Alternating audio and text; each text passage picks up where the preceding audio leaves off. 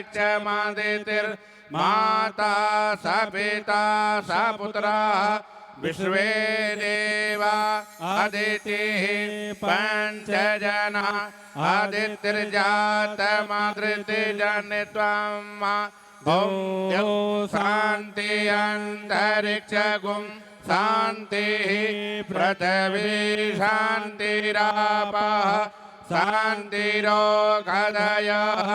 शान्तिः वनस्पतयः शान्तिर्विश्वे देवाः शान्ति ब्रह्म शान्तिः सर्वगुं शान्तिः शान्तिरेव शान्तिः क्षमा शान्तिरेरे यतो यतः समीहसे ततो नो अभयं कुरु सन्नः कुरु प्रजाभ्यो भयं नः पशुभ्यः सुशान्तिर्भवतु। श्री वृंदावन विहारी लाल की, श्री राधा रानी सरकार की जय, श्री भागवत भगवान की जय, सद्गुरुदेव भगवान की जय। जय जय श्री राधे राधे। श्याम। सभी भक्तों से आग्रह है आप अपना स्थान ग्रहण करें। सभी से करबद्ध प्रार्थना है, निवेदन है माताओं से, आप लोग अपना स्थान ग्रहण करें। सभी बैठ जाएं।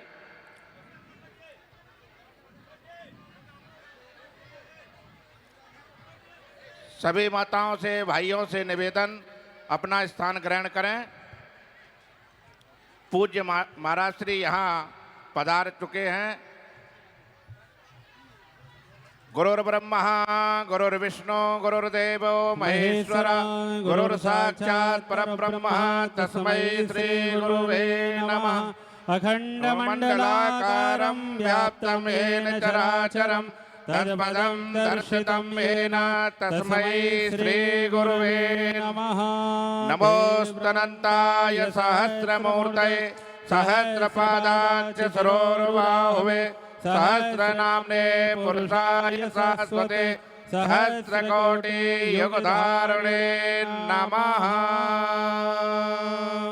ध्येयं सदा परिभवाग्निमवेष्टदोहं तीर्थास्पदं शिवविरञ्चनुतां शरण्यं वृत्यार्थिहं प्रणतपालभवाब्धिपोतं वंदे महापुरुषते चरणारविंदम।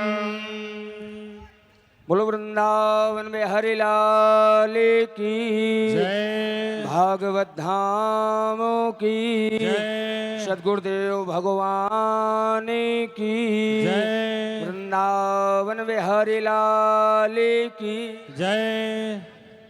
सभी लोग बैठ जाएं आप लोग सभी लोग बैठ जाएं आराम से। कृपया शांति का परिचय दें। पूज्य महाराज श्री हम आप सबके मध्य में पधारे हैं। हम आप सबके लिए पूज्य गुरुदेव भगवान अपना आशीष वचन कहेंगे, दर्शन देंगे और सबसे महाराज जी मिलेंगे। कृपया आप शांति का परिचय दें, अपने अपने स्थान पर विराजमान हो जाएं। बड़े ही परम सौभाग्य का विषय है कि श्रीधाम वृंदावन से मानो कि हमारे सप्ताह है ज्ञान यज्ञ प्राण प्रतिष्ठा महामहोत्सव को सफल बनाने के लिए साक्षात स्वयं बांके बिहारी ही आज पूज्य गुरुदेव भगवान के रूप में पधारे हैं। करतल ध्वनि से पूज्य गुरुदेव भगवान का सभी लोग स्वागत करें। जैसे कि आप सब ने देखा होगा टीवियों पर, यूट्यूब आदि फेसबुक पर पूज्य गुरुदेव भगवान को आपने देखा होगा कि गौरी गोपाल आश्रम जो कि पूज्य महाराज श्री जी के सानिध्य में चलता है, वहाँ पर हजारों जो माताएं हैं जिनके बेटे घर से सेवा नहीं करते हैं, उनको देख रेख नहीं करते हैं, तो पूज्य महाराज श्री जी ने ऐसा एक आश्रम बनाया है जहां हमारी हजारों वृद्ध माताएं वहां पर वास करती हैं और नित्य ही लगभग 20,000 लोगों के लिए पूज्य श्री जी के द्वारा भोजन प्रसाद आदि की व्यवस्था होती है। बड़ी ही कृपा हम सब भागवत परिवार की ओर से और समस्त ग्रामवासियों की ओर से पूज्य महाराज श्री जी के चरणों में हम कोटि कोटि नमन करते हैं, वंदन करते हैं और उनका स्वागत करते हैं। बड़ी महती कृपा की जो कि पूज्य श्री अनिरुद्ध आचार्य जी महाराज हम आप सबके मध्य में हम आप सबको दर्शन देने के लिए पधारे हैं, क्योंकि इनके पास समय नहीं रहता है। अभी कल ही महाराज श्री जी की कथा समापन हुई, अभी कल से पुनः कथा प्रारंभ है, तो जो भी है समय ज़्यादा नहीं है। तो हमारे मुख्य यजमान के रूप में बड़े भ्राता पूज्य श्री ध्रुव रिमाल जी से मैं निवेदन करूंगा कि पूज्य श्री जी का स्वागत करें, अभिवादन करें और आप सब शांति बनाए रखें। सभी हम पूज्य महाराज श्री जी के आशीष वचन श्रवण करेंगे, उनका आशीर्वाद हम सब ग्रहण करेंगे। जैसे कि भागवत धाम में श्री राधा कृष्ण प्राण प्रतिष्ठा महामहोत्सव के पावन वेला में यह ज्ञान यज्ञ हो रहा है। पूज्य महाराज श्री जी हम आप सबके मध्य में पधारे हैं, ये परम सौभाग्य का विषय है। करतल ध्वनि से ताली बजाकर पूज्य श्री जी का हम आप सब स्वागत करें। पूज्य श्री राम वृंदावन से सबामन सालिग्राम पीठाधीश्वर पूज्य श्री राम आचार्य बहुरे जी महाराज, जो कि हमारे व्यास जी के गुरुदेव भगवान हैं, वो भी हम आप सबके मध्य में पधारे हुए हैं। उनका भी वंदन अभिनंदन, उनके चरणों में साष्टांग नमन। सभी लोग शांति का परिचय दें, कृपया शांति बनाए रखें भैया। सभी लोग अपने अपने स्थान पर बैठ जाएं। सभी को महाराज श्री जी को प्रणाम करने का मौका दिया जाएगा। सभी लोग अपना आप सेल्फी ले लें, महाराज श्री जी से मिलने का समय दिया जाएगा, लेकिन कृपया शांति का परिचय दें, शांति का दान दें, जिससे कि आगे की प्रतिक्रिया हम सुचारू रूप से कर सकें। जय श्री राधे।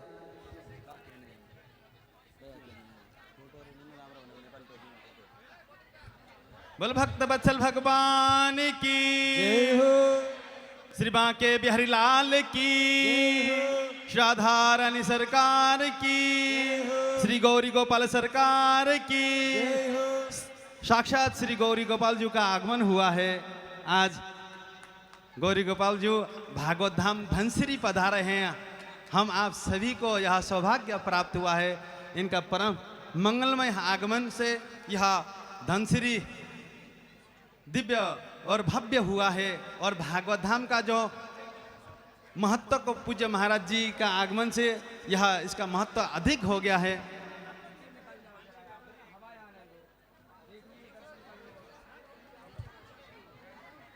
और मैं निवेदन करूं, मंच को थोड़ा खाली ही रखें, अच्छी बात है।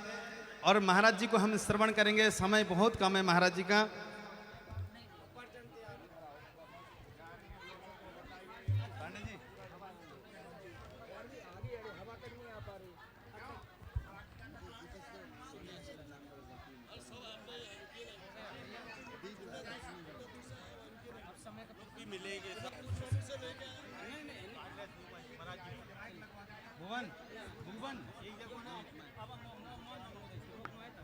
सभी से निवेदन है, मंच को आप खाली रखें। मंच को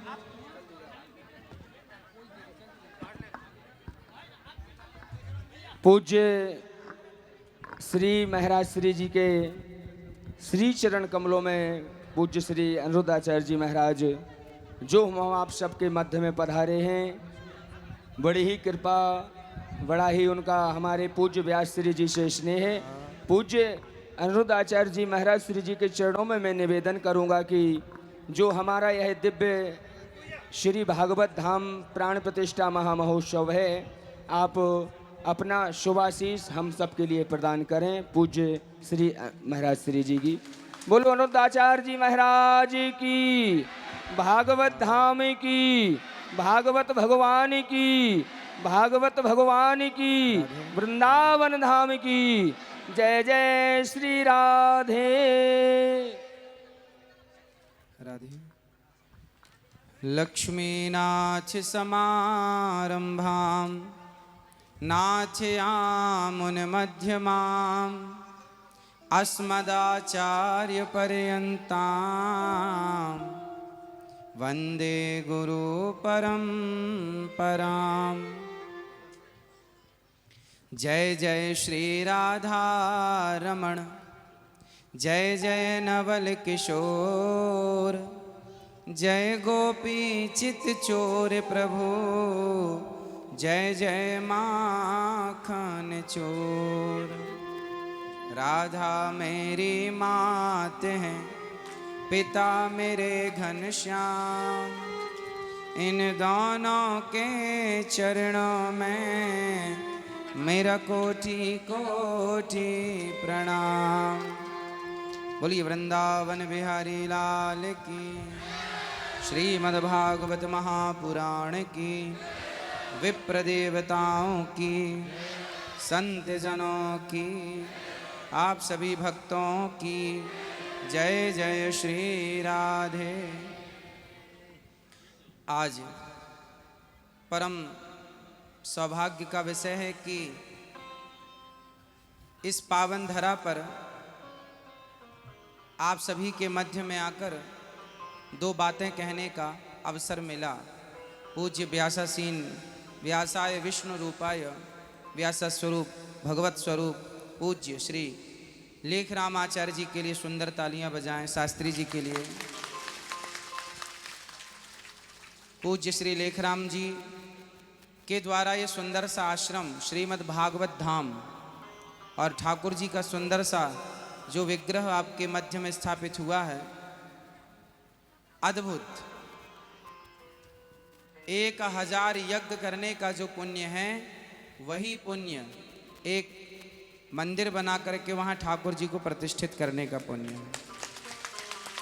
हजारों यज्ञों का पुण्य आपके क्षेत्र में पूज्य महाराजा श्री के द्वारा सभी भक्तों को मंदिर में दर्शन लाभ होगा ठाकुर जी का, और भागवत श्रवण तो आप कर ही रहे हैं। पूज्य महाराज जी के श्री चरणों में कोटि कोटि नमन।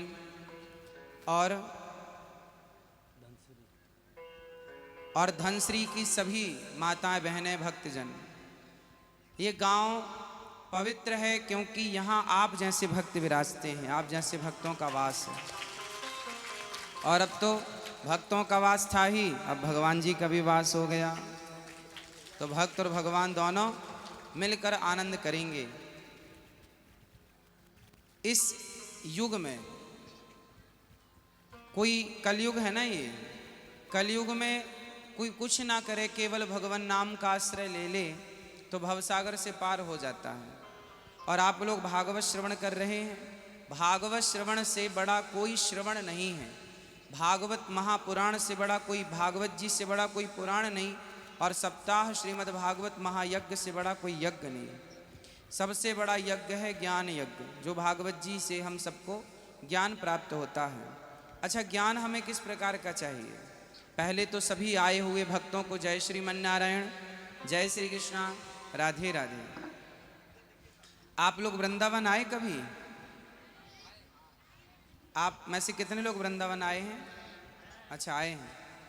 जो नहीं आए आप वृंदावन आइएगा, और वहाँ यमुना मैया का, बिहारी जी का, श्री राधा रमण जी का, श्री राधा वल्लभ जी का, श्री गौरी गोपाल भगवान का दर्शन कीजिएगा।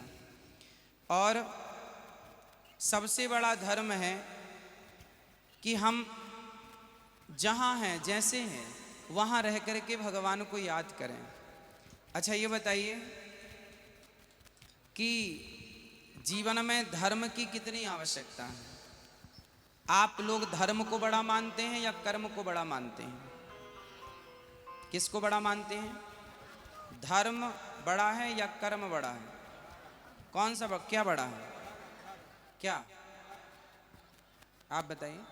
धर्म। आप बताइए बेटा, क्या बड़ा है? क्या? कर्म। आप बताइए क्या बड़ा है? कर्म।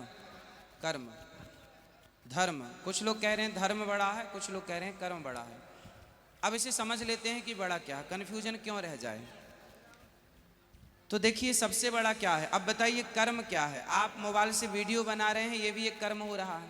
आप खड़े हैं, ये भी एक कर्म है। आप बैठे हैं, ये भी कर्म है। आपका दिल धड़क रहा है, वो अपना कर्म कर रहा है। हम आपको सुना रहे हैं, हम अपना कर्म कर रहे हैं। ये सब क्या है? कर्म। गाय घास खा रही है, वो अपना कर्म कर रही है, हाँ या ना? कर्म यही तो है। आपकी आंखों की पलकें झपक रही हैं, मतलब आंखें अपने पलक झपकाने का क्या कर रही हैं? कर्म। अब ये बताओ, कि कसाई गाय को काट रहा है तो वो अपना कर्म कर रहा है, हाँ या ना? तो आप कह रहे हैं कर्म बड़ा है, तो फिर गाय को काटने वाला भी तो कहेगा कि हम अपना कर्म कर रहे हैं, तो वो बड़ा हो जाएगा। बकरे को काटने वाला क्या कर रहा है? वो अपना कर्म कर रहा है तो कर्म ना। पाप पुण्य की बात तो बाद में होगी, पहले तो वो क्या है। शराब पीने वाला क्या कहेगा? मैं तो कर्म कर रहा हूँ शराब पीने का। जुआड़ी क्या कहेगा? जुआ खेलने का क्या कर रहा हूँ। इस धरती पर आप जो भी करते हैं बेटा वो कर्म है। दिल की धड़कन धड़क रही है, वो कर्म हो रहा है। ये पंखा चल रहा है, अपना कर्म कर रहा है, हाँ या ना? आपके नसों में रक्त बह रहा है, वो भी अपना कर्म, खून कर रहा है, ब्लड कर रहा है। तो जो हो रहा है वो कर्म है। कसाई गाय को काट रहा है, वो अपना कर्म कर रहा है। पंडित जी कथा सुना रहे हैं, गुरु जी कथा सुना रहे हैं, वो अपना कर्म कर रहे हैं। कोई माँ की आरती उतार रहा है, बाप की आरती उतार रहा है, वो भी कर्म है। और कोई माँ बाप को लाठियों से पीट रहा है तो वो भी एक कर्म है, क्योंकि सब कुछ कर्म है। अब देखते हैं कि कर्म बड़ा कि धर्म। अब कर्म तो बड़ा हो नहीं सकता, क्योंकि हर चीज कर्म है। इसलिए कर्म को, आप लोग रोटी बनाते हैं ना, तो आटे को पहले चलनी से चालते हैं। कितने लोग चालते हैं? चलनी समझते हैं? आटे को चलनी से चालते हैं तो चलनी क्या करती है कि अच्छे आटे को अलग कर देती है और चोकर को, बुरे आटे को, कचरे को अलग कर देती है। उसी तरह जो धर्म है, धर्म ही वो चलनी है जो कर्म के आटे को चाल चाल करके अच्छे को अलग करेगी, बुरे को अलग करेगी। फॉर एग्जाम्पल, उदाहरण से समझते हैं। जैसे शराब, हमारे सामने शराब रखी है और हमारे सामने दूध भी रखा है। अब बताइए कि हमें इन दोनों में से क्या पीना चाहिए? दूध पीना चाहिए।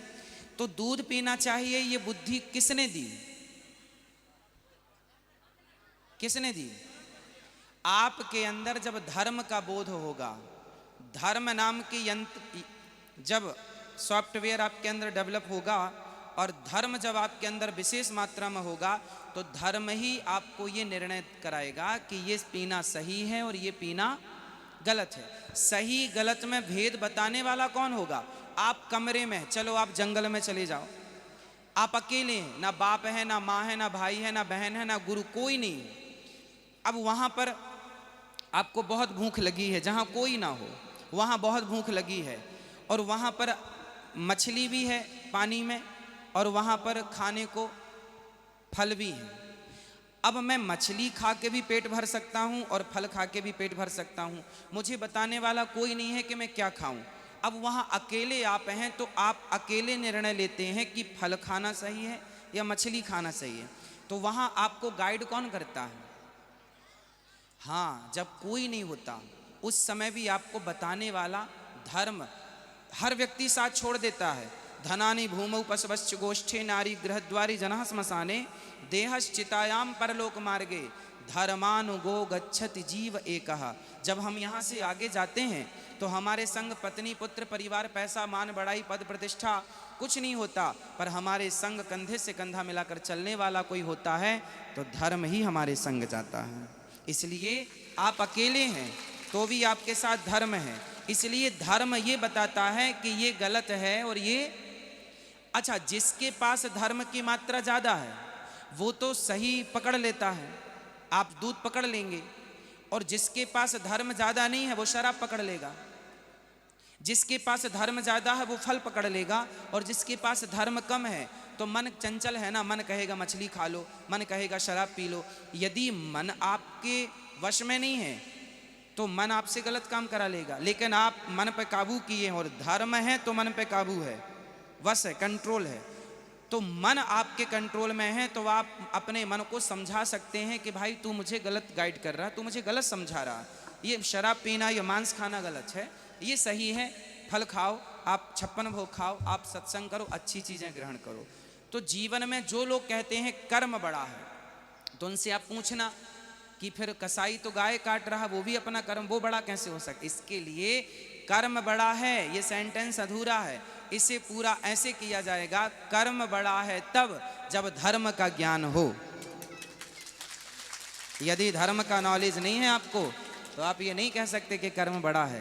कर्म बड़ा है, लेकिन पहले धर्म की कसौटी से कसना पड़ेगा, धर्म की चलनी से उसे चालना पड़ेगा कि कौन सा ग्रहण करने योग्य कर्म है और कौन सा ग्रहण करने योग्य कर्म, कौन सा करने योग्य है, कौन सा करने योग्य नहीं है। चलो बताओ आपका धर्म क्या है? आप बताइए आपका धर्म क्या है? आपका धर्म क्या है? आपका धर्म क्या है? आपका धर्म क्या है? सनातन का मतलब होता है पुराना। आपका धर्म, सनातन की परिभाषा क्या है? पुराने को सनातन कहते हैं। जैसे ये गांव को हम कहते हैं सनातन गांव है, सनातन मीन्स पुराना गांव। ये कितने पुराना? 1000 साल पुराना, लाख साल पुराना, है ना। आसाम कितने साल पुराना? करोड़ों साल पुराना। जब से दुनिया है तब से आसाम है। तो हम कह सकते हैं सनातन है आसाम, सनातन है भारत। इसी प्रकार कहते हैं सनातन धर्म। धर्म मीन्स जो हमने बताया, और सनातन का मतलब होता है पुराना। अब आपको आज हम व्याख्या करेंगे, समझाएंगे कि आपका धर्म क्या है। देखो आपका धर्म क्या है। आपने कह दिया हमारा सनातन धर्म है, आपसे और हम जोर लगाएंगे तो आप कह देंगे हमारा हिंदू धर्म है। देखो ये व्याख्याएं नहीं है पर्याप्त। पर्याप्त व्याख्याओं के लिए आपको गहराई में उतरना पड़ेगा। गीता में लिखा है स्वधर्मे निधनम श्रेयः परधर्मो भयावह। स्वयं के धर्म में रहना। अब धर्म क्या है? आप रामचरितमानस पढ़ते हैं? रामचरितमानस पढ़ते हैं? नहीं पढ़ते, पढ़िएगा। उसमें लिखा है कि परहित सरिस धर्म नहीं भाई, पर पीड़ा सम नहीं अधमाई। परहित लोगों का भला करना, लोगों की हेल्प करना, लोगों को उनके दुख दर्द में काम आना, ये हमारा धर्म है। हमारा धर्म क्या है? लोगों की मदद करना, सेवा करना। और धर्म न दूसर सत्य समाना, आगम निगम पुराण बखाना। सबसे बड़ा धर्म है सत्य। आप में से कितने लोग हरिश्चंद्र को जानते हैं? मतलब जानते मीन्स सुना है। हरिश्चंद्र, राजा हरिश्चंद्र के बारे में किस किस ने सुना है? सुना है? हमारे देश में एक राजा हुए हैं हरिश्चंद्र, जिन्होंने सत्य के लिए अपनी पत्नी तारा को, अपने पुत्र रोहित को और अपने आप को काशी की बाजार में बेच दिया। अपने आप को बेच दिया, लेकिन अपने धर्म को उन्होंने, अपने सत्य को उन्होंने। तो हमारा धर्म है सत्य। इसलिए जब आपसे कोई पूछे कि आपका धर्म क्या है, तो आप कहते हैं सनातन ना। आपको ये कहना चाहिए हमारा धर्म है सत्य, सनातन धर्म। सत्य पहले है। हमारा धर्म में पहले क्या है? सत्य। इसलिए आवाज लगाई जाती है सत्य सनातन धर्म की। सत्य ही सनातन है, मीन्स आप बैठे रहिए, सत्य ही पुराना है। इसलिए हमारा धर्म क्या है? जो व्यक्ति सदा सत्य के रास्ते पर चलता हो वही सनातनी है, वही सत्य के रास्ते पर। तो दया धर्म का मूल है। दया ही धर्म है, सत्य ही धर्म है, परोपकार ही धर्म है। और रामो विग्रहवान धर्मः, भगवान राम ही धर्म है, भगवान कृष्ण ही धर्म है। इसलिए आप लोग ना रामचरितमानस पढ़ा करिए, अपने धर्म को जानिए, आपके अपने ग्रंथों को जानिए, अपने बच्चों को गीता समझाइए, अपने बच्चों को रामचरितमानस समझाइए। यदि आप नहीं समझाएंगे तो कोई दूसरा समझा देगा, और दूसरा समझा देगा तो आपके अपने दूसरे हो जाएंगे। इसलिए आप समझाओ। अच्छा बताइए, इस धरती पर जब से धरती बनी है, जब से पृथ्वी है, सबसे प्राचीन सबसे पुराना धर्म क्या है? हिंदू सनातन संस्कृति को छोड़कर बाकी जितने हैं मजहब, पंथ और संप्रदाय हैं, हम ही ऐसे हैं। 5500 साल पहले भगवान श्री कृष्ण द्वारिका में थे। कितने साल? जब भगवान गए तो द्वारिका को पानी में डुबा कर गए, ये सुना है आप लोगों ने? अच्छा, भगवान गए पानी में डुबा के चले गए, आपने सुन लिया, हमने सुना दिया। क्या इस बात के कोई सबूत हैं? बताइए क्या सबूत है कि पानी के अंदर द्वारिका भगवान डुबाए? आप आश्चर्य मानेंगे, ये बात भागवत जी में लिखी है कि भगवान ने पानी में द्वारिका डुबाई। और ये बात कब की है? 5500 साल पुरानी। 5500 साल पुरानी बात अभी वैज्ञानिकों को 2-3 साल पुरानी बात है। 3 साल पहले समुद्र के अंदर द्वारिका में एक नगरी प्राप्त हुई। उस नगरी को जब खोजा गया वैज्ञानिकों के द्वारा कि कितनी प्राचीन है, तो पता लगा कि ये 5,500 साल पुरानी है। मतलब भागवत में जो बताया जाता था वो सनातन था, मतलब यथार्थ था, वो सत्य था, वो झूठ। विज्ञान में हमें पढ़ाया जाता है मोहनजोदड़ो हड़प्पा संस्कृति। हड़प्पा संस्कृति मोहनजोदड़ो के पहले बताओ क्या था? विज्ञान के पास ठोस क्या सबूत है मोहनजोदड़ो और हड़प्पा संस्कृति के पहले? है कोई सबूत? साइंस के पास नहीं है। मोहनजोदड़ो हड़प्पा संस्कृति कितनी पुरानी संस्कृति है? 1800 साल पुरानी, और ले लो तो 2000 साल। 2000 साल पुराना इतिहास केवल विज्ञान के पास मौजूद है पूरी दुनिया में, इसके पुराना कोई इतिहास नहीं है। लेकिन हमारा इतिहास उस दिन से है जिस दिन पृथ्वी की रचना हुई और ब्रह्मा जी के द्वारा सृष्टि का क्रम आगे बढ़ा। भागवत जी में लाखों साल पुरानी इतिहास का वर्णन है, इसलिए भागवत जी को सबसे पुराना इतिहास कहते हैं। अब कोई कहे अच्छा आप में से किसी ने महात्मा गांधी को देखा है, झांसी की रानी को देखा है? नहीं देखा, तो आपको कैसे पता कि ये लोग थे? इतिहास, आपको इतिहास में पढ़ाया गया कि ये लोग थे, पृथ्वीराज चौहान थे, झांसी की रानी थी, वीर शिवाजी थे इत्यादि। हमें किसने बताया? इतिहास ने। हमने नहीं देखा झांसी की रानी को। सोचो कि आज के इतिहास को हम मानते हैं तो सबसे प्राचीन इतिहास जो है सर्ववेदेतिहासानां सारम सारम समुद्रतम, सबसे पुराना इतिहास है हमारा महाभारत, और हमारे वेद सबसे पुराने हैं। यदि हम आज के इतिहास को मानकर महात्मा गांधी, झांसी की रानी को सत्य मानते हैं तो उस इतिहास को मानकर भगवान राम और भगवान कृष्ण पर संदेह क्यों किया जाता है? एक इतिहास तो आप मान लेते हैं, बट दूसरे इतिहास को कुछ लोग नकार देते हैं कि नहीं जी हम ये इतिहास नहीं मानेंगे। देखिए, उल्लू को सूर्य नजर नहीं आता, उल्लू को सूर्य नजर नहीं आता। इसमें उल्लू की आंखों का दोष है या सूर्य भगवान का दोष है? जोर से। उल्लू की आंख का दोष है कि उसे सूर्य भगवान दिखाई। उसी प्रकार कुछ लोग कहते हैं कि भगवान कहाँ हैं तो दिखाओ। कोई भगवान को ना देख पाए तो इसमें भगवान का दोष नहीं है। उल्लू नहीं देख पाता सूर्य को, उल्लू का दोष है। कोई भगवान को नहीं देख पाए, इसमें भगवान का दोष नहीं, उन उल्लुओं का दोष है। इसलिए ऐसे उल्लुओं को आप लोग समझाया करो। आज मैं आपको ईश्वर का साक्षात्कार करा सकता हूं यदि आप लोग तैयार हैं तो। देखिए, भगवान को पाना कठिन नहीं है। आपके हाथ में बैक्टीरिया है या नहीं? जोर से। अभी हैं? क्या देख पा रहे हैं आप? देखने के लिए क्या चाहिए? मशीन चाहिए, यंत्र चाहिए, माइक्रोस्कोप चाहिए। बिना यंत्र के जब बैक्टीरिया नजर नहीं आ रहा है तो बिना मंत्र के भगवान कैसे नजर आएगा? सिंपल है। आज हमें अमेरिका में किसी से बात करनी हो तो मोबाइल की जरूरत है, मशीन की जरूरत है, यंत्र की जरूरत है, हाँ या ना?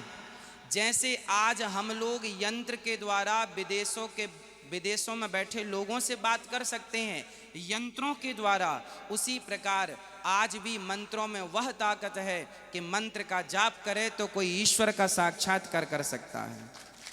अब कोई कहे कि नहीं जी हमें भगवान दिखाओ, हमें भगवान दिखाओ।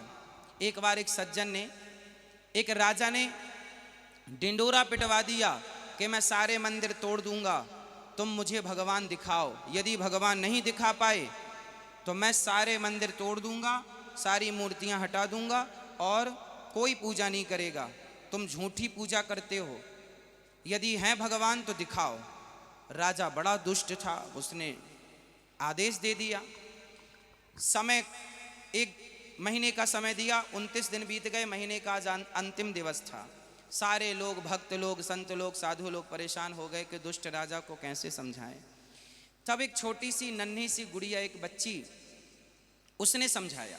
कैसे समझाया? समझाना क्या था कि भगवान हैं तो दिखते क्यों नहीं? भगवान हैं दिखते क्यों नहीं? उत्तर बड़ा सिंपल था। एक लड़की ने राजा से कहा मैं आपके प्रश्न का उत्तर दूंगी पर मुझे कटोरे में दूध चाहिए। तो लड़की ने दूध से भरा कटोरा राजा ने दिया। लड़की ने कटोरे में रखे दूध की ओर देखा और राजा से पूछा इस दूध से भरे कटोरे में राजा साहब आपको क्या दिखाई पड़ रहा है?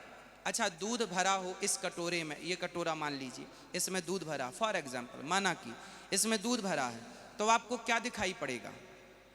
राजा ने कहा दूध, इसमें दूध भरा है। लड़की ने कहा कि आपको दूध दिख रहा है पर मुझे तो मक्खन दिख रहा है, मक्खन दिख रहा है। अच्छा बताओ, लड़की की बात क्या गलत थी? थी गलत? भाई दूध तो है पर दूध में मक्खन भी तो व्याप्त है। आज ना सही, यदि आपको निकालना आएगा तो आप निकाल सकते हैं, दूध से मक्खन अलग हो सकता है। तो लड़की ने कहा मुझे मक्खन दिख रहा है, राजा ने कहा मुझे दूध दिख रहा है। लड़की ने कहा राजा से, महाराज बताओ आपकी बात सही है या मेरी बात सही है? आप कह रहे हैं दूध दिख रहा है, मैं कह रही हूं मक्खन दिख रहा है, बताइए क्या इसमें मक्खन नहीं है? राजा बोले है। तो लड़की बोली जब है तो आपको दिखाई क्यों नहीं पड़ रहा है? राजा बोला पहले दही बने, मंथन होए तब तो मक्खन दिखाई पड़े।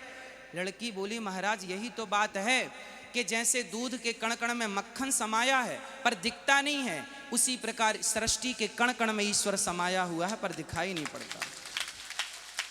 देखने के लिए क्या करना पड़ेगा? दूध को दही बनाना पड़ेगा, दही में मथानी डाल के मंथन करना पड़ेगी, फिर वो मक्खन प्रकट होगा। जैसे दूध से मक्खन को प्रकट करने की एक विधि होती है, दूध से मक्खन को प्रकट करने की क्या होती है? विधि होती है। उसी प्रकार कण कण में तो भगवान समाया है, पर प्रहलाद जैसी विधि किसी के अंदर हो तो प्रहलाद के लिए खंबा चीर कर भगवान प्रकट हो गए। वो प्रेम चाहिए, वो आस्था चाहिए, वो श्रद्धा चाहिए। अच्छा ये बताओ, आपकी पत्नी आपसे क्या चाहती है? पैसा या प्रेम? आपका पति आपसे क्या चाहता है? पैसा या प्रेम?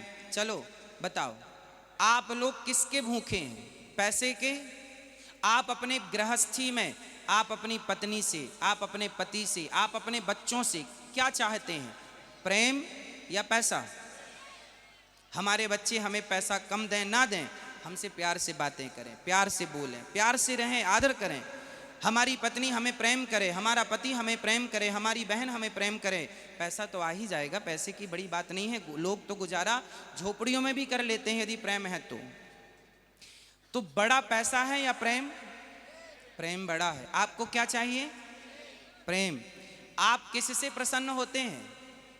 हाँ, जब आप प्रेम से प्रसन्न होते हैं तो भगवान किससे प्रसन्न होंगे?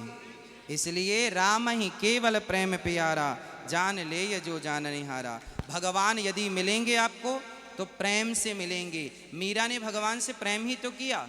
नरसिंह, रैदास, गौरांग महाप्रभु, श्री चैतन्य महाप्रभु ने भगवान से क्या किया? प्रेम किया। इसलिए भगवान को पाना हो तो प्रेम करना सीखिए। क्या करेंगे भगवान से? कितना?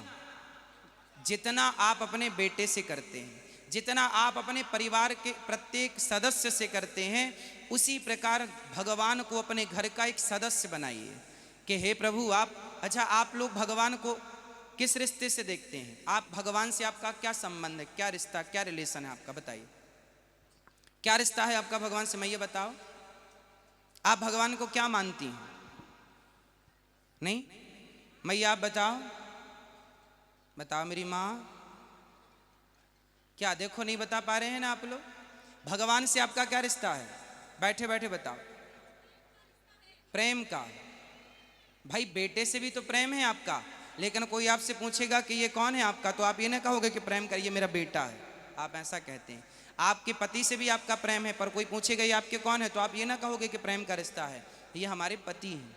इसका मतलब सोचिए कि आप कितनी उम्र हो गई, लेकिन आप भगवान से प्रेम करते हैं, पूजा करते हैं, पर आज तक आप ये डिसाइड नहीं कर पाए कि हमें ईश्वर से संबंध क्या रखना है। और याद रखना, रिश्ते तब बनते हैं जब संबंध होता है ना? और संबंध होगा तो रिश्ते टिकेंगे। संबंध नहीं है, मेरा संबंध था आपसे तो मैं हजारों किलोमीटर दूर से आप लोगों के लिए आया। संबंध ना होता तो मैं क्यों आता? तो बुलाने पर मजबूर कौन करते हैं? संबंध। इसलिए आप का दूर का कोई नातेदार होगा ना तो आप उसकी शादी में नहीं जाएंगे, पर कोई अपना खास संबंधी होगा तो आपको जाना पड़ेगा, क्योंकि संबंध महत्व रखता है। हाँ या ना? सोचो कि आज तक आप लोगों ने भगवान से संबंध बनाया ही नहीं। क्या रिश्ता है? आज कन्फर्म करिए, आज से भगवान से आपका क्या रिश्ता? हम सब गाते हैं, जानते सब हो आप लोग, अभी हम बोलेंगे सब बोलेंगे, मानते नहीं।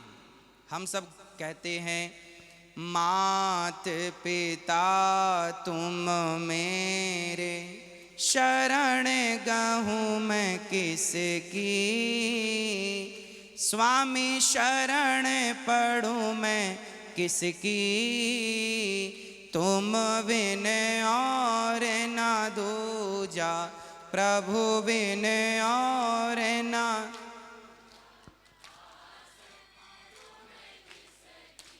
ओम जय।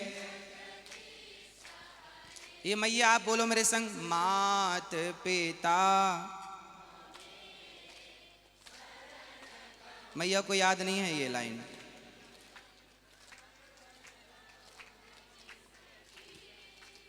तुम बिन और ना दूजा, प्रभु बिन आस करूं मैं किसकी। ये आरती आप लोग गाते हैं?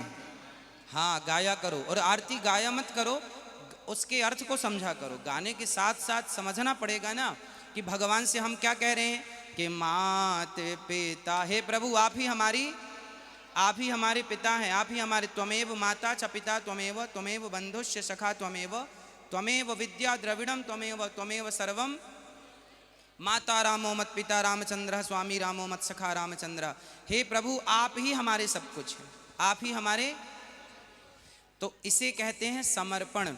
भगवान तब मिलेंगे, पति पत्नी। मैया रुको, अभी बिल्कुल पंचायत ना करो। रिश्ते अच्छे चलाने के लिए क्या चाहिए? रिश्ते अच्छे चलाने के लिए समर्पण चाहिए। पत्नी समर्पित हो जाए पति में और पति समर्पित हो जाए पत्नी में, तो फिर वो रिश्ते में कभी दरार पड़ ही नहीं सकती। उसी प्रकार भक्त को समर्पण करना पड़ेगा। कैसे, क्या करना पड़ेगा? हाँ, तुम्हें सौंपता हूँ अमानत तुम्हारी, कृपा की न होती जो आदत तुम्हारी, गरीबों के दिल में जगह तुम न पाते, तो किस दिल में होती हिफाजत तुम्हारी, कृपा की न होती जो आदत तुम्हारी। भगवान बड़े दयालु हैं। अच्छा बताओ, भगवान दयालु हैं या नहीं? तो उन्होंने दया करके आप लोगों को क्या दिया? क्या क्या? जैसे सुख शांति दी आपको। मैया आपको क्या दिया? शांति है। अच्छा, तो मैया बताएंगी आपको क्या मिला, भगवान ने क्या दिया आपको? हाँ, बेटा बेटी,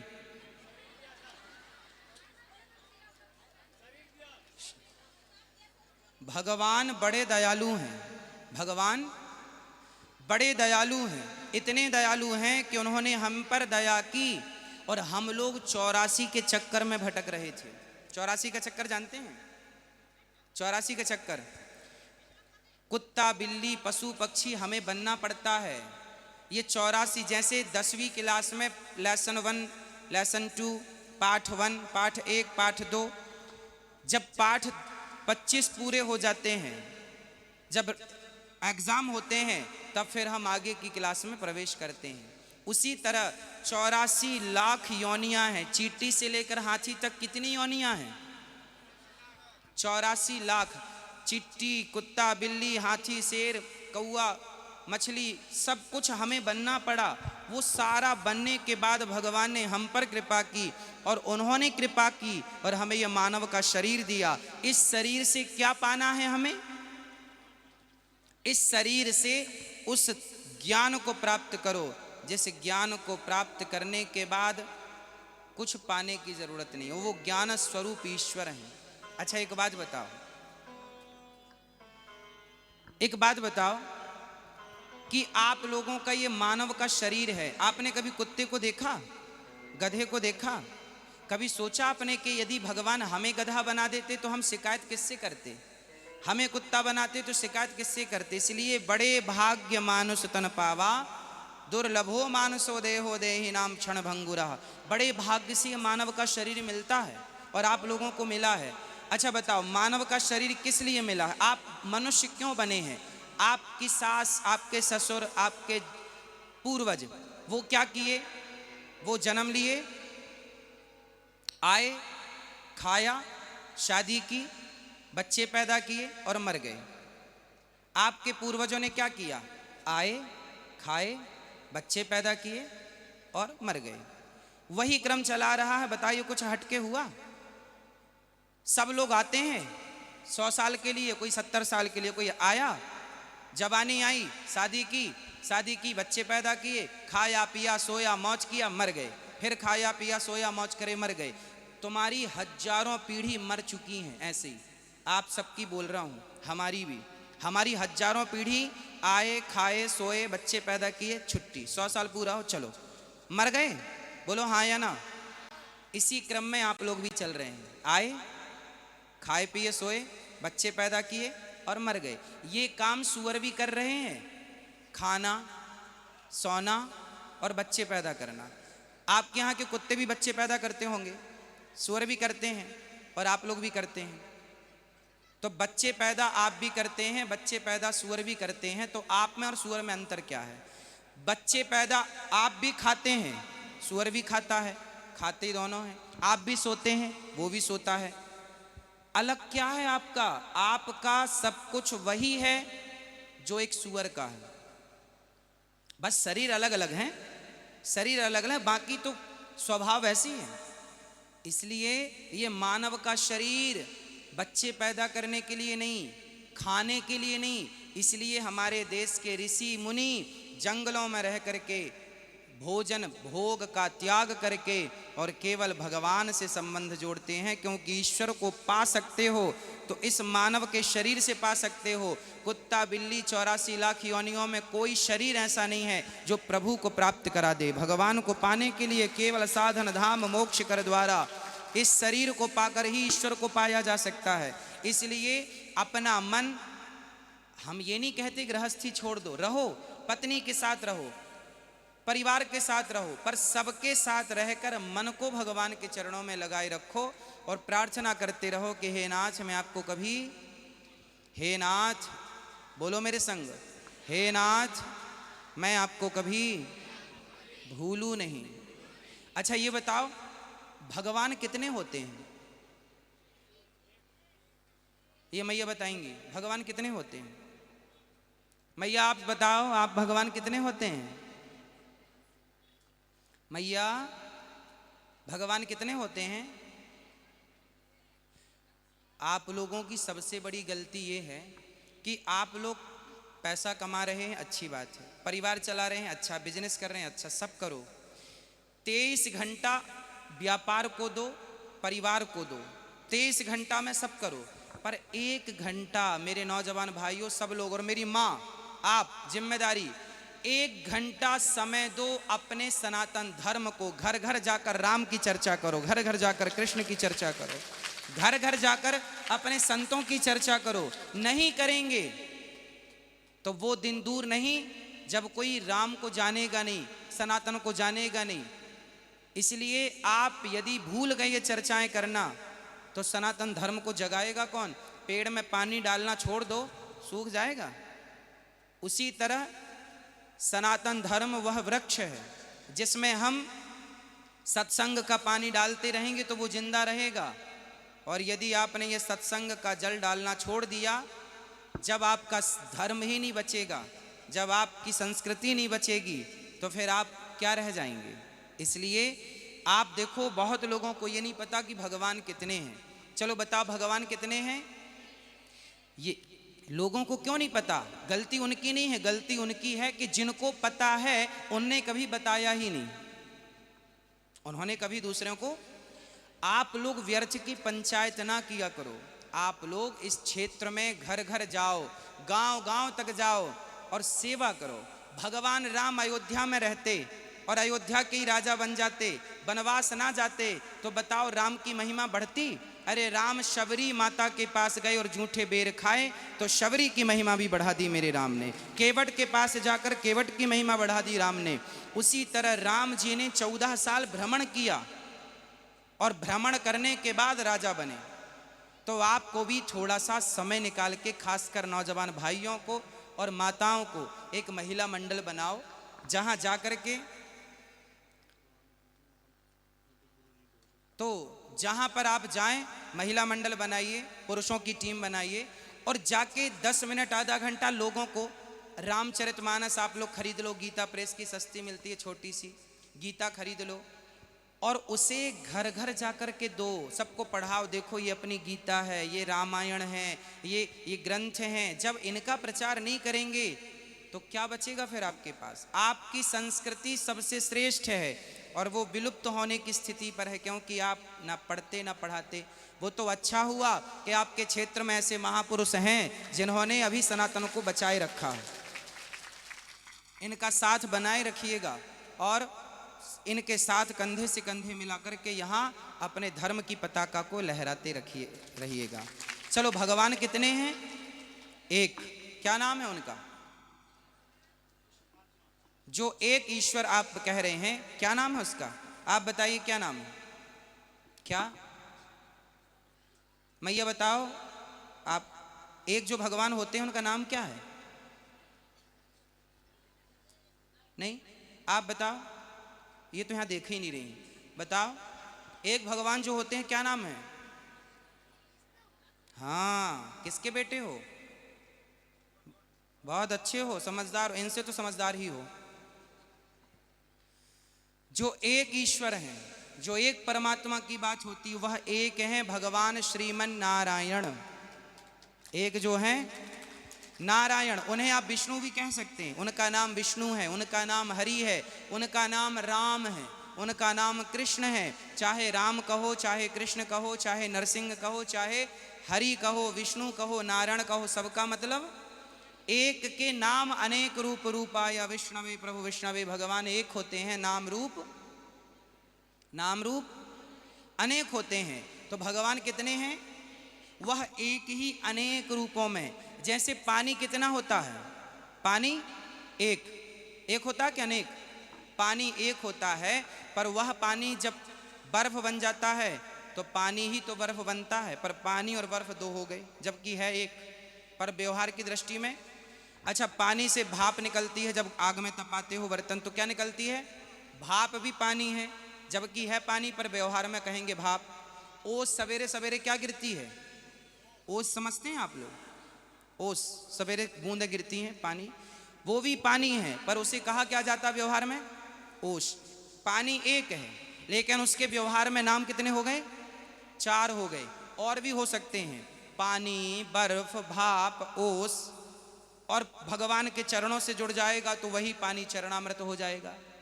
वही पानी नाले से जुड़ जाएगा तो गटर हो जाएगा, नाले का पानी हो जाए। वही पानी गंगा से जुड़ जाएगा तो वही पानी गंगा जल हो जाएगा। यमुना से जुड़ेगा तो पानी एक है, जिससे एक पानी अनेक संगति करने के कारण वो अनेक रूप और अनेक नाम से जाना जाता। पानी 4 होते हैं, पानी एक होता है, पर अनेक नाम अनेक रूप हैं। उसी प्रकार ईश्वर एक हैं, पर एक ईश्वर को अनेक जगह अनेक भाषा से, जैसे हम कहते हैं केला, उसी को बनाना भी कहते हैं, हाँ या ना? जैसे हमारे यहाँ चलनी होती है, आटा चालने की, हमारे यहाँ चलनी कहते हैं। दूसरी भाषा में उसे दूसरा नाम देते होंगे। बात वही है, वस्तु वही है, पर भाषा अलग है। उसी चीज को कहने के लिए भाषा अलग है। ये बात आप मानते हैं? जैसे भाषा का भेद होता है, वस्तु का भेद नहीं होता। उसी प्रकार ईश्वर तो एक है, उस एक ईश्वर को अनेक भाषाओं में कहा गया तो अनेक नाम हो गए उसके, अनेक भाषा में। भाई, जिससे विष्णु कहते नहीं आया, हरि कह दिया, हरि कहते नहीं आया, नारायण कह दिया, नारायण कहते नहीं आया, कृष्ण कह दिया, राम कह दिया। जाकी रही भावना जैसी, प्रभु मूरत देखी तिन तैसी। तो भगवान कितने हैं? क्या नाम है? नारायण। वही भगवान सृष्टि को उत्पन्न करते हैं, वही पालन करते हैं और वही संहार कर देते हैं। हाँ, हमें मानव का शरीर क्यों मिला है भगवान को? इसलिए आप रोज संस्कार चैनल पर 1 बजे से 4 बजे तक रोज कथा आती है, कितने लोग सुनते हैं ईमानदारी से? जो नहीं सुनते आप उनको भी प्रेरित क्यों नहीं करते? क्या ये आप लोगों का धर्म नहीं है कि हम सही रास्ते पर चलें तो और भी सही रास्ते पर चलें? तो आप सबको बताओ, आप चलो, माना कि आप घर घर नहीं जा सकते, आप गीता सबको नहीं बांट सकते, तो कोई बात नहीं, आपके यहाँ सबको ये तो बताओ कि भैया कुछ ना करो तो संस्कार चैनल पर 1 बजे से 4 बजे कथा सुन लो। इस कथाओं से जुड़े रहेंगे तो सनातन बचा रहेगा, नहीं जुड़ेंगे तो डूब जाएगा। जैसे नाव यदि बीच भंवर में है और उसे खेने वाला कोई नहीं है, चलाने वाला कोई नहीं है, तो डूबने की संभावना ज़्यादा है। कोई तो हो चलाने वाला, चलो नया भी हो, कुछ ना करे, हाथ उसके पास कुछ ना, हाथ ही मारता रहे तो भी पार लगने की संभावना है। पर कोई हाथ भी मारने वाला ना हो, लाठी भी मारने वाला ना हो, तो संभावना डूबने की ज़्यादा है। तो कम से कम कोई तो हो आपके इस क्षेत्र में। आप जैसे भक्त, मुझे विश्वास है कि आप चाहेंगे ना तो सनातन का परचम पूरी दुनिया में लहराने की ताकत आप लोगों के अंदर है। लेकिन उसके लिए आपको पहले अपने धर्म को जानना पड़ेगा, अपनी संस्कृति को जानना पड़ेगा। हमारा धर्म कितना श्रेष्ठ है। अजामिल जैसा पापी केवल नाम लेता है और भवसागर से पार हो जाता है, केवल नाम। आजकल हमारे देश में ऐसा चल रहा है कि अन्य धर्मों के लोग पैसा दे करके, लालच दे करके हिंदुओं को कन्वर्ट कर ले रहे हैं। ये कन्वर्टेशन क्यों चल रहा है, कन्वर्ट क्यों हो रहे हैं? इसलिए हो रहे हैं क्योंकि उन्हें अपनी संस्कृति, अपने धर्म का ज्ञान यदि आप लोग देते, कहते हैं स्वधर्मे निधनम श्रेया, स्वयं के धर्म में रहकर मर जाना श्रेष्ठ है, पर अपने धर्म का परित्याग करना श्रेष्ठ नहीं है। हमारे देश में ऐसे कितने हुए जो मर गए पर उन्होंने अपने धर्म को छोड़ा नहीं छोड़ा। महाराणा प्रताप का एक हाथी था, उस हाथी को मुगलों ने पकड़ लिया और उस हाथी से कहा कि तू हमारे लिए काम कर। वो हाथी इतना वीर था कि वो युद्ध करना जानता था, कईयों को पछाड़ देता था। तो उसको मुगलों ने कहा कि तू हमारे पक्ष में युद्ध कर। उसको अपने ढंग से समझाया, अपनी सेना में ले गया। पर वो हाथी था, जानवर था, उसने देखा कि मुझे मुगलों ने बंदी बना लिया है, मैं अपने राजा से इतना वफादार था कि वो हाथी खाना पीना छोड़ दिया, मर गया। लेकिन अपने सोचिए, जानवर होकर उसने दुश्मनों का साथ नहीं दिया। ये इतिहास कभी पढ़ा है आपने? कभी पढ़िएगा। फेसबुक व्हाट्सएप से समय निकले तो ये सब पढ़िएगा, बहुत कुछ मिलेगा। इसलिए अपने इतिहास को जानिए, अपने धर्म को जानिए, अपनी संस्कृति को जानिए। आप में से शराब कितने कितने लोग पीते हैं? सब पीते हैं। आप पीते हो शराब? नहीं। आप पीते हो? आप पीते हो शराब? पीते हो भैया? आप रोज पीते हो? कभी कभी? तो आपके बच्चे हैं, बेटा बेटी, तो बेटों को भी पिलाते हैं? क्यों? अच्छी चीज़ है शराब। अरे तो अच्छी चीज़ हो तो पिलाओ, उनको भी पिलाएंगे। बच्चों, बेटी को भी पिलाओ, पत्नी को भी पिलाओ, पिलाएंगे। जो चीज़ आपके बच्चों के लिए अच्छी नहीं है वो कदापि आपके लिए अच्छी नहीं हो सकती। इसलिए शराब नहीं, मांसाहार नहीं, सात्विक, और सदा अपने धर्म के लिए सजग रहो, अपने धर्म को जानो। हम ये नहीं कहते कि हमें किसी को सताना है, हमने सताने की, हमारे यहाँ तो परोपकाराय सताम विभूत है, परोपकार की बात है, लोगों का हित करने की, लोगों की हेल्प करने की बात है, सताने की नहीं। लेकिन हम अपने धर्म के प्रति तो जागरूक रहें। आपके यहाँ होली दिवाली मनाई जाती है, सब लोग बड़े भाव से मनाते हैं। रामनवमी मनाई जाती है। आपके घर में किस किस के घर में लड्डू गोपाल जी हैं? जिसके घर में है वो हाथ उठाएं। आपके घर में किसके घर में छोटा सा मंदिर है? आपके घर में, घर के द्वार पर, घर में तुलसी का होना और घर में गोपाल जी का होना जरूरी है। जिस घर में तुलसी नहीं, गोपाल जी नहीं, वो घर घर नहीं, शमशान है वो। अपने, इसलिए अपने धर्म को जानिए। आप सनातनी हैं। आप कितने पुराने हैं जानते हैं? महाभारत काल से आपका इतिहास है। भगवान राम से आपका इतिहास है। पुराना खंगाला जाए तो इतिहास पुराना है। इसलिए अपने आप को जानिए, और किसी के भड़कावे बहकावे में ना कर अपने धर्म का त्याग ना कीजिए। बताइए हमारा सनातन धर्म, हमारा हिंदू धर्म अच्छा है या बुरा है? हाँ, हमारे धर्म में ना लोग ये कहते हैं कि तुम्हारे धर्म में जात पात है। देखो, जात पात हमारे यहाँ जातवाद नहीं है, ये व्यवस्था के रूप में थी। जातियाँ क्यों बनाई गई थी?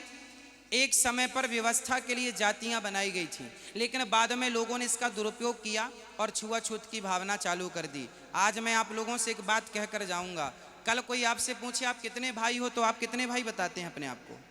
आप कितने भाई हैं? 2। आप कितने भाई हो? 1। आप कितने भाई हो? 2। आप 5। आप कितने भाई हो? शराब तो नहीं पियेंगे अब? आप कितने भाई हो? 3। आप कितने भाई हो? 3, 2। सब बता रहे हैं हम 2 भाई हैं, 1 भाई हैं, 4 भाई। गलत उत्तर है सबका। आज से कोई आपसे पूछे आप कितने भाई हैं, तो गर्व से कहो कि हम भारतीय 4 भाई हैं। 4 भाई कौन? ब्राह्मण, क्षत्रिय, वैश्य और शूद्र। चारों मिल जाएंगे तो सनातन जागेगा, और बट जाएंगे तो मिट जाओगे। बट गए तो मिट गए। इसलिए जहाँ सुमति तहाँ संपत्ति नाना, जहाँ कुमति तहाँ विपत्ति निदाना। जहाँ एक झाड़ू भी संगठित होती है तिनकों से, तो वो सारे कचरे को हटा देती है, और यदि झाड़ू बिखर गई तो स्वयं कचरा हो जाती है। तुम सनातनियों आपस में लड़के बिखर गए तो स्वयं कचरा हो जाओगे। इसलिए संगठित रहोगे तो सारे कचरे को साफ करते रहोगे। तो आज से कितने भाई आप लोग? ब्राह्मण, क्षत्रिय, चारों गले मिलके रहो। बताओ, ऊंच नीच छुआछूत करने से कोई लाभ है? अरे ये बताओ, क्या भगवान राम ने छुआछूत की? शबरी माँ के जूठे बेर खाए, निषाद राज को गले लगाया, क्या भगवान के अंदर कोई संदेह था? जब भगवान ने भेद नहीं रखा। हमारे यहाँ एक संत हुए हैं रैदास, मोची थे, जूता सिलते थे, लेकिन वो इतने बड़े भक्त थे कि बड़े बड़े ब्राह्मण, बड़े बड़े साधु उनके चरणों में जाकर प्रणाम करते थे। क्योंकि हमारे यहाँ जो भगवान का हो गया वो सबसे श्रेष्ठ हो गया, वो किसी भी जात का। हमारे यहाँ रसखान के भी सम्मान है, रसखान का भी सम्मान है। रसखान को जानते हैं? कि मुसलमान थे, उन्होंने कृष्ण की पूजा की, तो मुसलमान होकर भी वो कृष्ण के हो गए तो पूज्य हो गए। इसलिए वो सारे लोग पूज्य हैं जो भगवान की श्रद्धा से पूजा करते हैं और आस्था रखते हैं, और वो चाहे कोई भी हो पूज्य नहीं है जो भगवान में श्रद्धा नहीं रखता। इसलिए लड़ो मत, तुम छोटे हो हम बड़े हो ना जी। सबको गले से लगाओगे तो आप बड़े कहलाओगे, सबसे ईर्ष्या द्वेष रखोगे तो आप बड़े नहीं कहलाओगे। भूल जाइए कि हम ब्राह्मण हैं, भूल जाइए कि हम क्षत्रिय हैं, भूल जाइए कि हम वैश्य और शूद्र हैं, भूल जाइए कि हमारी समाज, हमारी जात ये है। गर्व से कहो हम हिंदू हैं, सिर्फ हिंदू। सिर्फ एक बन के रहो।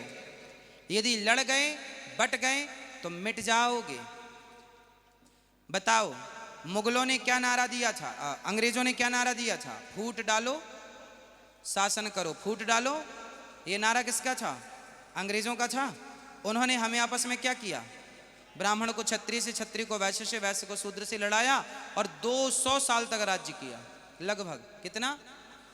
सोचिए कि आप लड़ते गए, वो आपको गुलाम बना के आपकी बहन बेटियों पर अत्याचार करते गए और आपके ऊपर शासन करते गए, केवल इसलिए कि तुम्हें लड़ने की आदत थी। काश लड़ने की आदत ना होती तो 1947 में नहीं, 200 साल पहले ही हमारा देश उस दिन गुलाम हो जाता। जिस दिन वो आए थे, मार के भगाते हैं उनको कि तुम्हें हमें आपस में लड़ाने की जरूरत क्या। हम लड़ते गए, वो हमें लड़ाते गए, और ये आज भी हो रहा है। इसलिए आप आपस में नहीं लड़ेंगे, सदा प्यार से रहिएगा। ज्योत से ज्योत जलाते चलो, प्रेम की गंगा बहाते चलो। राह में आए जो दीन दुखी, राह में हो गया सबको गले से लगाते चलो, सबको गले से लगाते चलो। तो राह में जो भी आए सबको प्यार से रहो। तो हम चाहेंगे कि आप वृंदावन आएं, कथाएं सुने, आप खूब काम करो, खूब पैसा ज़्यादा कमाना है आपको, मेहनत ज़्यादा करनी है, और ज़्यादा पैसा, ज़्यादा धन हो और ज़्यादा धर्म हो। क्या है ना, तराजू में कितने पलड़े होते हैं? 2, एक पलड़ा यदि भारी है दूसरा कम है तो हिसाब नहीं होगा। हिसाब तब होता है जब दोनों पलड़ा, हाँ, तो आपका धन का पलड़ा तो भारी है पर धर्म का पलड़ा कमजोर है। धन और धर्म दोनों पलड़ा बैलेंस कीजिए। जितना धन है उतना धर्म भी हो और धर्म को जानो। को बहुत कुछ कहना है, बहुत कुछ समझाना रहता है, समझना रहता है, पर समय अभाव है। हम इसलिए वृंदावन में ना रोज आप लोगों के लिए संस्कार चैनल पर कथा इसलिए देते हैं कि आप जहां भारत के कोने कोने पर धर्म का प्रचार, जैसे गंगा गंगोत्री से निकलकर गंगा सागर तक के लोगों का प्यास बुझाती हुई तृप्त करती चलती है, इसलिए वृंदावन से बहती हुई कथा की गंगा यहाँ तक आनी चाहिए चैनलों के द्वारा। क्या करें, सब तक पहुँच पाना शरीर से तो पॉसिबल नहीं है।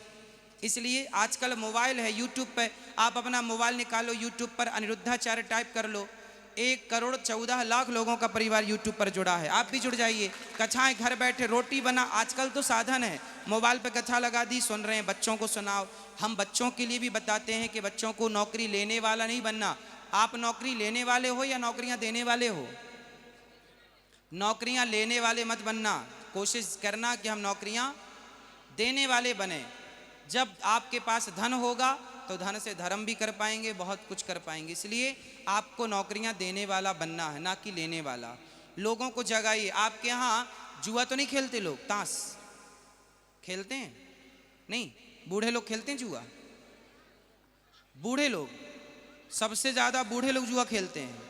मंदिरों में बैठेंगे, बूढ़े लोगों की एक गलत बात यह है कि जवान जवान बच्चों को बिठा लेते हैं। खुद तो बिगड़ रहे हैं, बच्चों के भविष्य के साथ खिलवाड़ कर रहे हैं। ऐसे बूढ़ों का आप लोग विरोध क्यों नहीं करते? ऐसे बूढ़ों से कहो आप हरिद्वार जाओ, वहीं भजन करो। हाँ ना ना, बूढ़ों की जिम्मेदारी है। बताइए, बच्चों को बनाना या बिगाड़ना आपके हाथ में है या नहीं? जैसे रास्ते पर हम चलेंगे वैसे रास्ते पर बच्चे चलेंगे। हम ही बच्चों को अपने बगल में बैठकर जुआ ताश खिलाएंगे तो बच्चे अपना रोजगार कब करेंगे? बच्चे पैसा कब कमाएंगे? परिवार को कब समय देंगे? उनको प्रोत्साहित करो कि बेटा जुआ खेल के, शराब पी के समय वेस्ट ना करो, अच्छे इंसान बनकर और समाज की सेवा करो, राष्ट्र की सेवा करो। रोजगार इतना नाम कमाओ कि आपके परिवार की आप सारी अच्छे बच्चों को अच्छे स्कूल में पढ़ाओ, पैसा कमाओ और क्षेत्र को रोजगार दो, क्षेत्र को विकसित करो। ठीक है, पूज्य महाराज जी का धन्यवाद। और भागवत धाम धनश्री गांव में प्राण प्रतिष्ठा के उपरांत अब भैया श्री लेखराम शास्त्री जी पीठाधीश्वर की उपाधि, आज ये महामंडलेश्वर पीठाधीश्वर, क्योंकि मुझे लगता है कि श्री लेखराम शास्त्री जी के द्वारा ये जो सुंदर सा कार्य आपके गांव में हुआ, यह अत्यधिक सराहनीय है, क्योंकि ऐसा कार्य होना इस क्षेत्र में ज़रूरत थी, इसलिए इन्होंने किया। एक बार पूज्य महाराज श्री के लिए सुंदर तालियां बजाएं और इनका साथ दें और महाराज जी के साथ वृंदावन आया करिए। मंदिर है, ठाकुर जी का दर्शन आप लोग रोज किया करिए, औरों को भगवान से जोड़िए, अपने धर्म से, गीता से जोड़िए। बहुत कुछ कहना है पर समय अभाव है, आज ही आए हैं, आज ही जाना है। और कथाओं से जुड़े रहिएगा। हमें प्रॉमिस कीजिए कि आप सदा कथाओं से जुड़े रहेंगे। वचन दीजिए हमें। कितने लोग वचन देंगे? और आज से आधा घंटा का समय, 1 घंटे का समय निकाल के बहन बेटियां, माताएं और भाई लोग, दोस्त लोग हमारे घर घर जाएंगे और सनातन धर्म का प्रचार करेंगे। अपने राम के बारे में, अपने कृष्ण के बारे में समझाओ।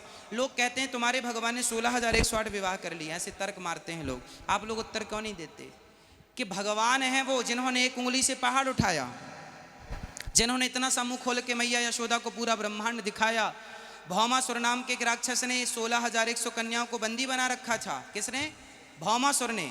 उसने 16,100 कन्याओं के साथ अत्याचार करता था। भगवान ने उन्हें छुड़ाया उनके जेल से, कहा जाओ अपने घर। उन्होंने कहा अब हम कौन हमें स्वीकार करेगा? लोग कहेंगे तुम पराई पुरुष के पास रहकर आई हो। कोई स्वीकार नहीं कर रहा था जिन नारियों को समाज में। उन नारियों को पत्नी का दर्जा देकर भगवान ने समाज में सम्मान के साथ जीने का अधिकार दिलाया। लोग कहते हैं भगवान ने विवाह क्यों किए? अरे ये गोपियाँ भगवान की वेद की ऋचाएँ हैं।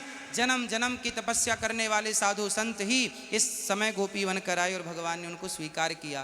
क्या है कि देखो, एक बूंद आप क्या 1 चम्मच जहर पी सकते हैं? जोर से पी सकते हैं? हाँ, काले नाग का, किंग कोबरे का? नहीं पी सकते।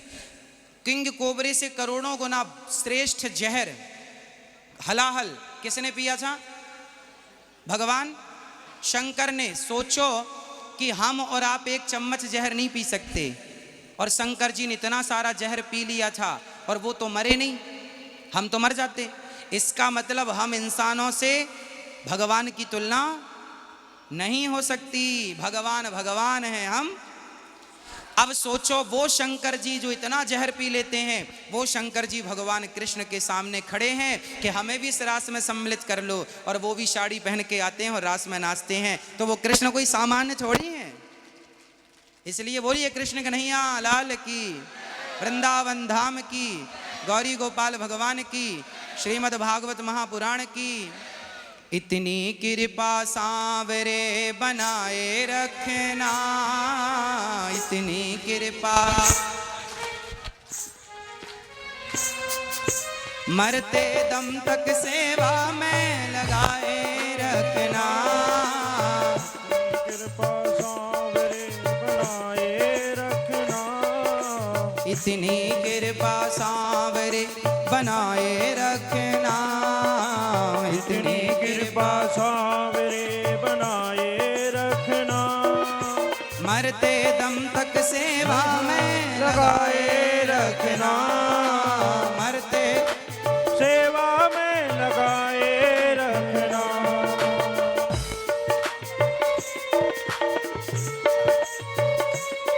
सुंदर।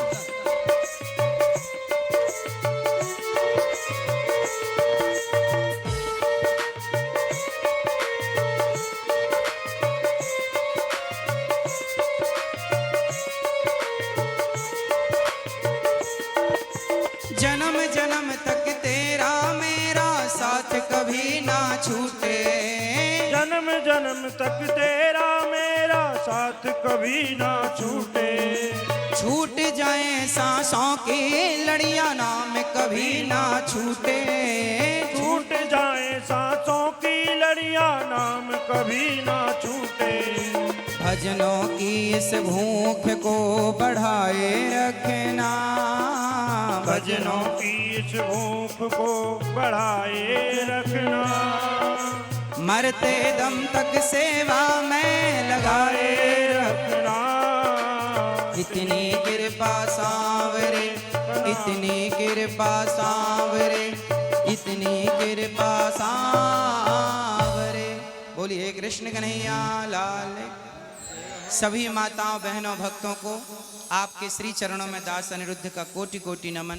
पूज्य महाराज जी के श्री चरणों में, पूज्य संत श्री जी के चरणों में, आप सभी माताओं बहनों भक्तजनों के चरणों में कोटि कोटि नमन। सदा भगवान को याद करते रहिए, सदा भगवान से प्रेम कीजिए, और चलते फिरते सोते जागते बस कहते रहिए, हे नाथ हे श्रीमन नारायण। मैं आपको कभी हाथ जोड़ लो सब लोग, बोलो हे श्रीमन नारायण, मैं पापी हूँ, अधम हूँ, नीच हूँ, दुष्ट हूँ, खल हूँ, कामी हूँ, क्रोधी हूँ, लोभी हूँ, अभिमानी हूँ। हे नाथ हे श्रीमन नारायण, हे श्री कृष्ण, हे श्री सीताराम, हम जैसे हैं हे प्रभु आपके हैं, हमें स्वीकार कीजिए, हमारे अपराधों को क्षमा कीजिए। हे श्रीमन नारायण, श्रीमन नारायण चरणौ शरणम प्रपद्ये, श्रीमते नारायणाय नमः। हे नाथ, हम अपने आप को आपके श्री चरणों में समर्पित करते हैं। हे नाथ, हमें स्वीकार कीजिए। श्रीमन नारायण, श्रीमन नारायण, श्रीमन नारायण। काम करते रहो और श्रीमन नारायण का जाप। सभी को जय श्रीमन नारायण। बहुत बहुत धन्यवाद पूज्य महाराज जी को। श्री राधे।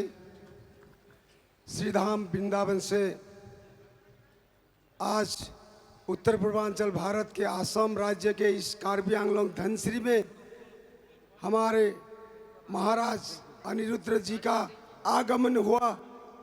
हम सब धन्य हुए। तो इस अखंड भारत के जनजाति क्षेत्र में यहाँ के भूमिपुत्र, उनके संगठन ऑल डिमासा स्टूडेंट यूनियन के ओर से उनको हार्दिक स्वागत करना चाहते हैं। मैं प्रीति जिगडुंग और नितिन जिगडुंग से निवेदन करता हूं, कृपया महाराज जी के सन्मुख जाए और संवर्धना एवं आशीर्वाद प्रदान करें।